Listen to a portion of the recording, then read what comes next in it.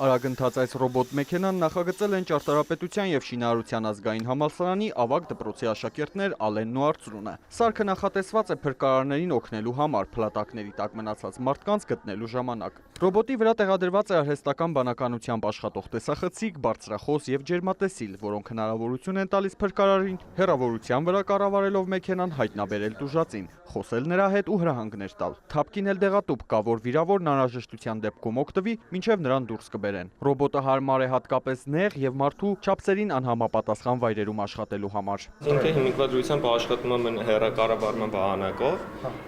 շուտով ավելանալու է, որ ինքը արհեստական բանականությունը լրիվ կառավարի, բայց պետք եղած ժամանակ արդեն ոնց որ փրկարարը կառավարությունը վերցնի իր վրա։ Ավագ դպրոցում գիտական նման նախագծերը շատ են։ Սարգիսի լրակյաց կապ կոչվող նախագիծը հնարավորություն է տալիս ունենալ կապ այն վայրերում, որտեղ չկա ինտերնետ։ Սարքը նախատեսված է հիմնականում միայնակ ապրող սմարթֆոն չունեցող ծերերի, հաշմանդամություն ունեցողների համար։ Նորարարական տեխնիկան բաղկացած է երկու մասից։ Այն 433 մեգահերց հաճախությամբ տիրույթ է ստեղծում, որը թույլ է տալիս շահառուին մի քանի կիլոմետրի վրա կապ հաստատել, օրինակ բժշկի կամ խնամակալի հետ։ Եվ այս ամենն առանց ինտերնետի և բջջային կապի։ Տեսողական խնդիրներ ունեցողների համար էլ սարքում տեղադրված է Մորզեի այբուբեն։ Իր մեջ ներառված է LoRa մոդուլ, որն աշխատում է 433 մեգահերց հաճախությամբ։ Մի քանի սարքավորումներ միանում են այդ հաճախությանը ու փոխանակում են իրար հետ որոշակի հաղորդագրություններով։ Ինքը իր հեռահարությունը քաղաքում կազմում է մոտ 4.5 կիլոմետր, քաղաքից դուրս 7, իսկ ազատ տարածություններում մոտ 10 կիլոմետր։ Ավագ դպրոցի սաները հայկական համադպրոցական գիտության փառատոն 2026-ին մասնակցել են 6 նախագծով, զբաղեցնելով մրցանակային տեղեր։ Աշակերտները մշտապես մասնակցում են գիտական տարբեր ստուգատեսների, մանկավարժներն էլ անտրտունջ օգնում են, աջակցելով նոր գաղափարների իրականացմանը։ Միտքը իրանց մոտ եղել է, իրանք մոտեցել են, մենք խոսացել ենք,